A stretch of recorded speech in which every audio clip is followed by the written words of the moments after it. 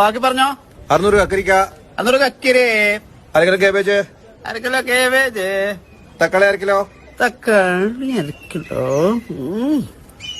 5 സാധനം ഒന്ന് കൂട്ടിക്കോ. 100 മുമ്പേ തരാൻ കേട്ടാ. എല്ലാം കൂടി 250. ഉമ്മ തരൂ.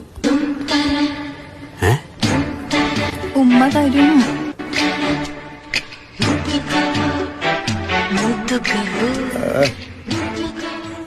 നീ ഒന്ന് പോയിട്ട് ചായ പിടിച്ചോണ്ടാ.